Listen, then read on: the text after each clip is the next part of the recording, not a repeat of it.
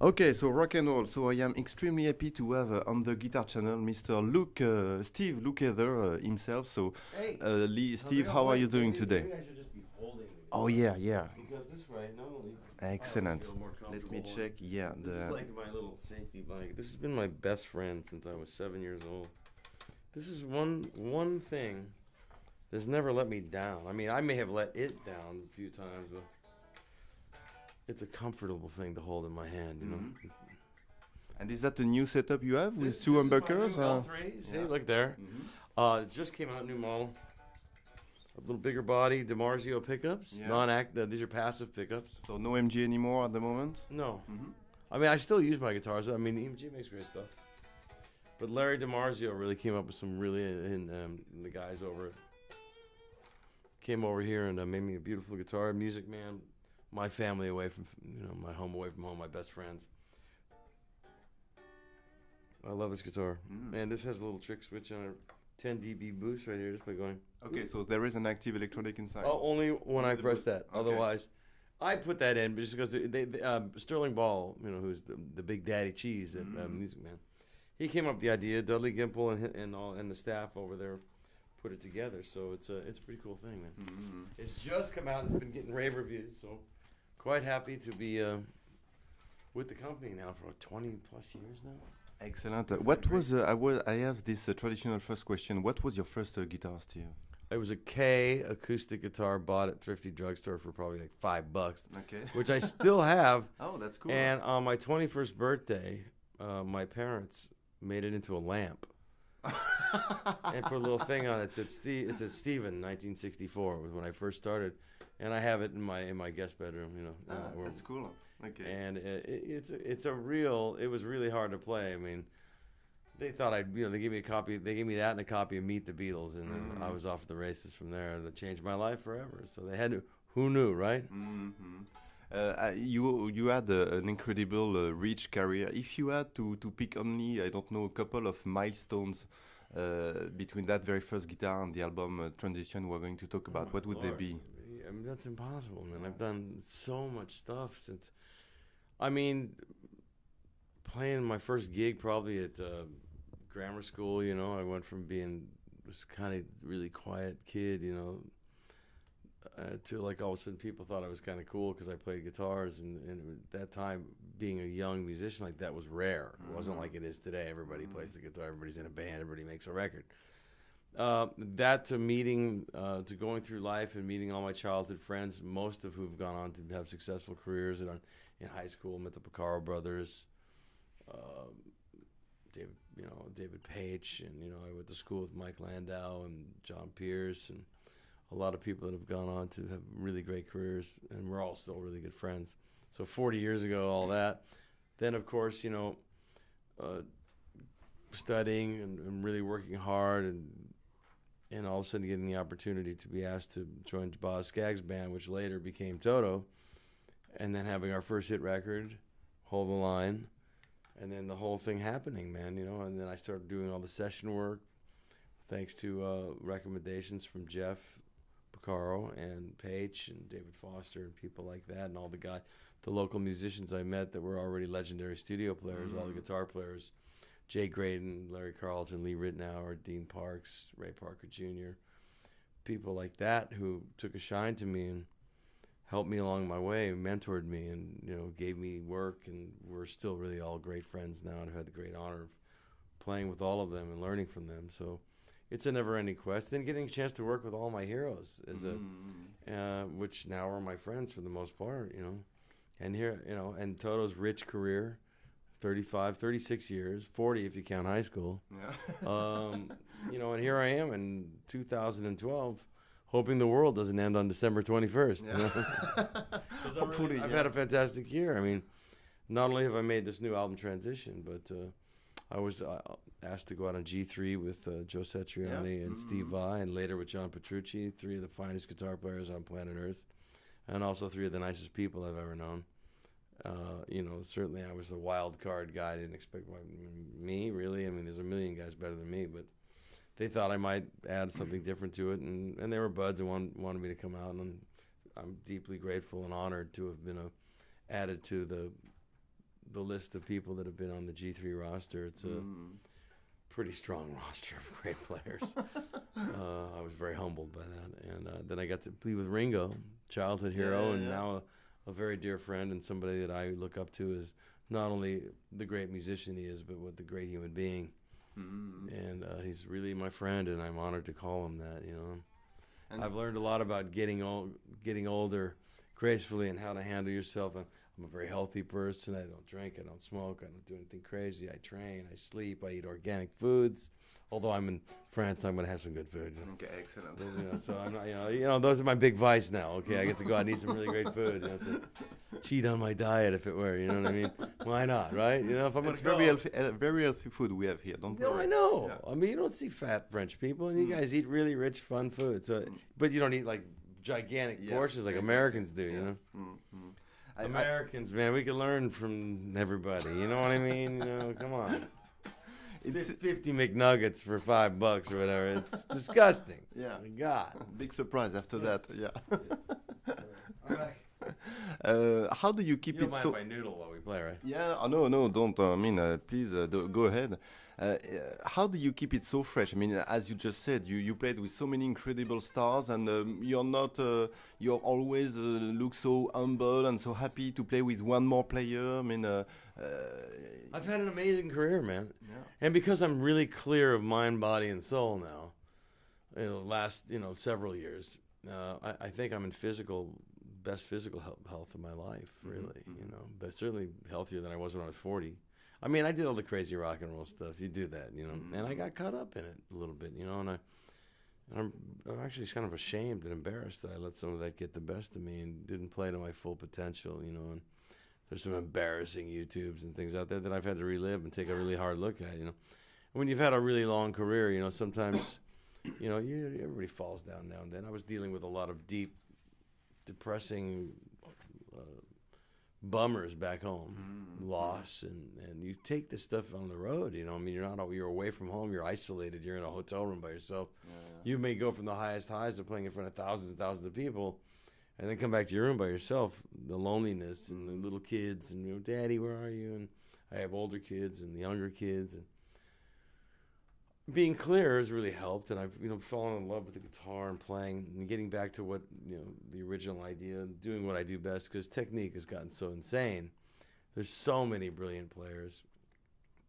And the last 3.5 years, 4 years of my, 3+ years of my life, I've been back in the woodshed, practicing and refining what it is that I do best, which is, you know, playing the melodic stuff, the phrasing, and not trying to keep up as a speed demon, because, you know, there are so many people that do that better. I mean, you have a tendency to play the way you feel. So if I was angry, depressed, and freaked out, that's how you play. So a default mechanism would be to play too much, and if I had too much to drink, I would be sloppy. I mean, I've gone like, oh, what was I thinking? This is just, you know. You know, it's like filming somebody falling down the stairs. You know what I mean? You go, okay, maybe funny to watch, but if you're the guy that fell down the stairs, it's very painful. When you live in the public eye, that's part of things. I mean, I've had a great career, a lot of wonderful supporters, and in this internet world, you know, people like to chime in and write exactly what they think about you under a fake name, and some of that was painful to watch. And, you know, nobody's a worse critic of me than me. So I'm back to finding my inspiration and being the best me I can be, and I'm really enjoying and appreciating my career. I'm so thankful for it, probably more so now than I have ever been. And were you at some point at a cross point, and you had to decide between, okay, I will keep on being a very successful studio musician, or I will do my own thing and will be my own voice more and more? And it seems that as you grow older, you are not afraid anymore to sing and to also record some instrumental stuff, as we're going to talk about in transition, for example. I never really sat down and thought about all that. I mean, I always wanted to be an artist. Being a studio musician was some of the most fun and greatest times of my life. I'm very honored to be part of that small community, because there's not a very big community over the years. And the session scene right now is pretty much dead. There's not much there anymore. People make records at home. Budgets are cut. I'm really lucky and thankful that I got out and made a solo career as well as Toto. And I get offered to do all these wonderful side projects with like the best of the best. It keeps me frosty, keeps me inspired, and certainly I have all this time on my hands. I don't like to waste anymore. You know, life, as you get older, you realize life gets shorter, you know, so you go, I want to do it all, you know. All of a sudden, I'm getting more opportunities and working more now than I was 20 years ago.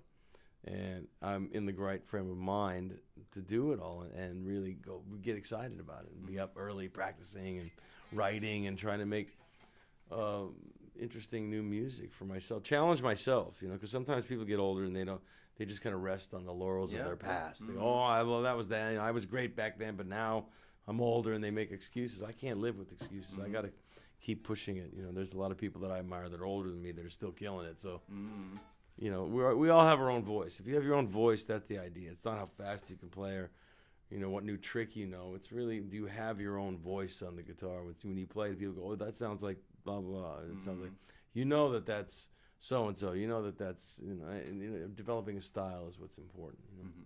So let's talk about the solo album that which is going to be released in Europe in January 2013.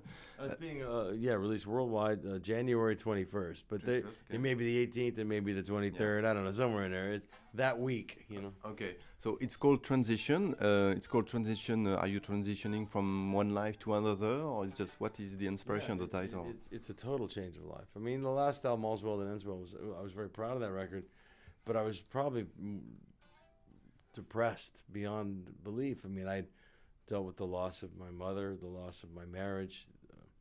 I was getting healthy again. I was dealing with a lot of anger and insecurity and emotional, personal stuff that was coming out of me. When you get clear, that all the things you stuff down come out. Now, a few years later, I'm feeling better, you know. I'm healthier. I probably look better, you know. I mean, in the sense of my sparkle behind my eyes, my smile's back, you know.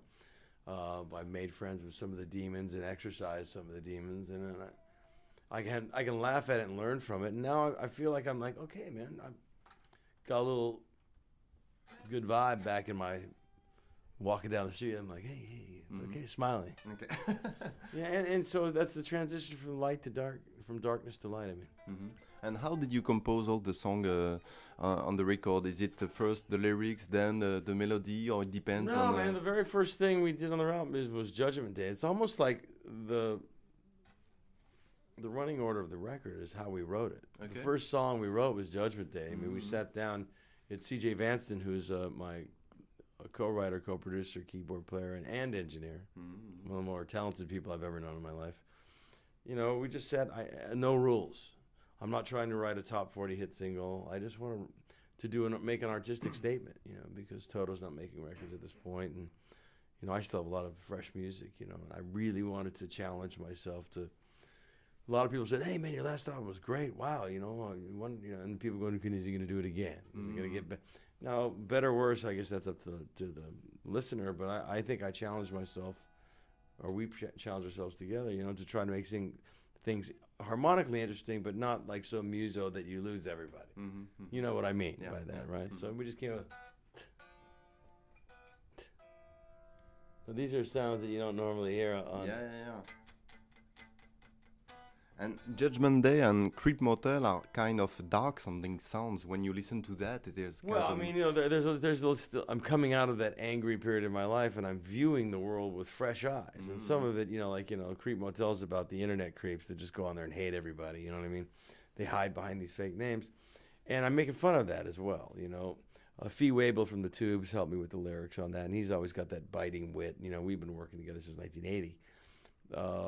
The first one was specifically about about people that have, you know, people have a tendency to write whatever they want to write, or you know, everything you read on the internet you think is true, but it's not. And if you tell a lie enough times, it becomes the truth. There's like, oh, it's an old cliche or pearl of wisdom from the ancient days or whatever, and that stands true. And I was called out on something that I didn't do, and the person that did it has a hatred for me that I will never understand, but nonetheless is there. So you're right about things like that. I mean, I'm not going to say who it is. I mean, it could be about a lot of people, actually. You know, we've all been wronged in life, and you know, people that listen to this stuff can relate to it. You know what I mean? And then as the record progresses, it gets a little happier. That's again the transition. You know what I mean? And then it ends with a smile, which is a super great instrumental song with some very nice Jeff Beck articulation. You never hided your admiration for Jeff. So how did you compose a smile, and why not more instrumental songs? Yeah. You know what I mean? Mm-hmm. It's a beautiful melody. My mother loved this stuff, you know. And it's also, when I was going through my darkest time, you know, I would put a clown face on. Like, you know, I'd be like, drunk guy walking down, hey, let's party, woo, Luke's crazy guy. Mm-hmm. But I come back to my room with tears in my eyes. So the opening line of that song, lyrically speaking, is, you know, smile when your heart is breaking. Mm-hmm. Well, you know, you lose your mom, you know, your heart breaks, you know, but you have to smile through this because I got little kids, and I have to forgive my past and all the rest of that, you know. And it was alive. It was recorded live. Okay. See, you know, one take guitar, man. Mm-hmm. No overdubs, no fixes. It's a little, you know, it's maybe rough sometimes, but that was the point. It's a little painful, you know. And I think that the emotion thing was much more important to me than any perfection that might be lacking. But that was Steve Weingart and I, and then CJ added just a little bit of color and changed some of the sounds on the keyboards. But that was just CJ and Steve Weingart and I at the studio playing together in the same room. We did a couple takes, and that was the one we got, and I left it. I thought that was a really nice way to wind the album down. Mm-hmm. And I started ending my shows with it towards the end of my last solo tour, and it got a really positive reaction. People were like, you should record that, Mm-hmm. So it may become a standard thing that I play at the end of the night, because it's something that it's an emotion we all feel. We all, you know, have pain in our lives, and we try to smile through it. So it's a beautiful song, you know. But it's the only one on the album. It looks like it is okay. It is at the end of the album. It's not hidden or anything, but it's there. But still, I keep listening to all the album and to that specific song, to smile and say, oh, wow, I wish there was some more smile or some more instrumental song from Luke. Are you still kind of shy of your instrumental side? I might do one someday, but I always felt that, like, there's guys that do it better. Mm-hmm. You have Joe Satriani, Steve Vai, and Jeff Beck, and people that make, you know, Mike Landau, Wayne Krantz, people like that make these brilliant instrumental records. I could go on listing, you know, all of our favorite guys, you know, and that really can keep your interest for an entire album. I sing, I play. I mean, I'm just doing what I dig doing. Mm-hmm. I have a lot to say lyrically, so I'm getting better as a lyricist. I'm not shy about revealing myself or giving my feelings about how I view the world, because I've lived life a lot, you know what I mean? So I have something to say, and I like to sing. I've been working really hard on my singing, so I felt like singing. Mm-hmm. You know? Yeah, I think that's what I have that those other guys don't necessarily have, and they're already so good. I think there's a lot of great instrumental guitar records out there that I'm not in that competition anymore. You know, I wish I could play like Guthrie Govan, but I don't. You know, I think you are being very modest. And a brilliant musician. I mean, I can keep naming names because there's so many great ones. Mm-hmm.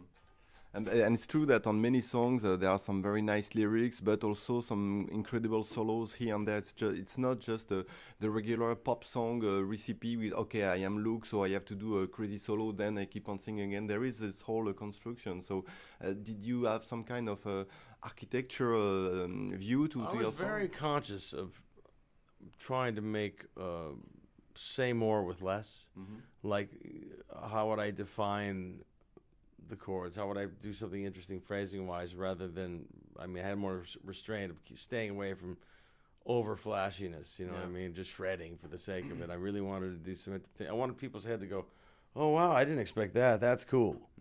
And that was what I tried to accomplish, and I think in a couple of solos, and I tried to keep as much of it live. You know, we there was a couple put together, so I would play a few takes, and then CJ would go home. Let me sort through this, and I'd come back and I go, oh, that's good, you know, or I'd go, oh man, come on, man, that's not. I would never play like that. So let me take the idea and do it again. So I would do it until it was right, you know, until I felt like I'm really hard on myself, you know. But I'm not making records just for guitar players, but the ones that listen, I know they're going to be listening with big ears, and they expect a lot, you know, and I want them to go, wow. That's fresh. It's not just the same old licks and the same old tricks or whatever like that, you know.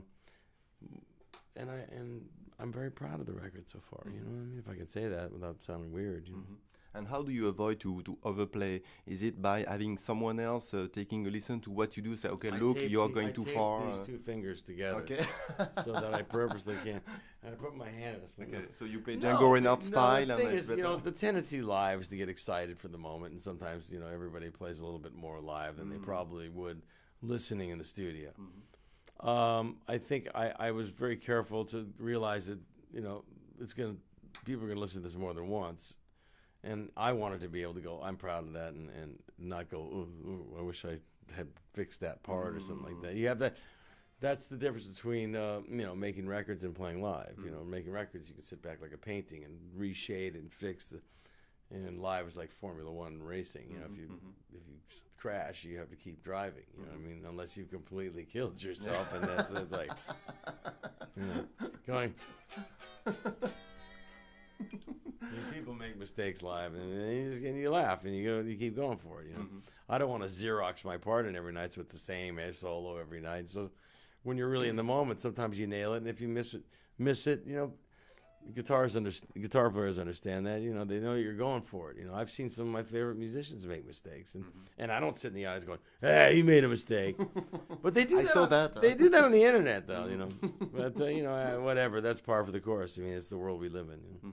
So let's talk about gear. What were your secret tone recipes on the album? There's no secrets, man. It was like either this guitar or the one with the 2 single coils, which are the DiMarzios that I used. And I plugged straight into a Bogner Ecstasy with a Ernie Ball volume pedal. I've always been a volume pedal guy for some reason. I always liked the expression of it. So most guys, they use this. But, you know, this way I have my hands free to do picking, hybrid picking of fingers and or using a plectrum like this. But otherwise, all the effects or all that stuff were done post-production and plugins on the... we use Logic, not Pro Tools, because it's just easier to deal with. So your gain is coming in from the... When I mixed the album, we mixed a 1/2-inch 2-track tape to give it that little... When I was mastering, you know, it just gives it a little... I like seeing the tape machine going. It does something to the sound that I can't even articulate what that is, but it was positive when we A-B'd. I said, no, I want the tape. Okay. Give me a little analog love, you know. And so the gain you have on the album is coming from the amp, no booster also, in front of the amp? No, I didn't use anything. As a matter of fact, I purposely backed off the high gain thing. You know, I wanted to get a little bit more tone. And with these not organic, there are all organic pickups, but with the passive pickups, the lower mids came back up. You know, I wasn't scooping out the mid-range and stuff like that like I had 20 years ago. And if we used an effect, I wanted it to be something noticeable, not just some subtle double track of, you know, simulation, you know. I did double track and layer some tones on the record and had some fun doing that. And CJ had all these neat new plugins and stuff like that. So we try things once in a while. The whole intro of the album before Judgment Day, that was a morning that we spent just trying all these different plugins. And I said, I'm going to do it all in the key of A, so maybe we can use it somewhere. And so I did like 10, 11 tracks of just, you know, the new Adrenaline and new other things. And then we put up all the tracks, and that became, by accident, this whole intro before the before the theme, the main theme. And that's it. They're pounding on the door. I don't know. Yeah. Okay. So one last question. I mean, so your next project after that is going to release the album in January. Then you're going to tour all over the place. I'm going to rehearse the band, my solo band in January. Then I go out to New Zealand, Australia, and Japan with Ringo. Okay. And then I come back and we do 2 months in Europe. Then I go back and rehearse Toto for the 35th anniversary through October. And then there's a whole through 2015. It's kind of the same thing, you know.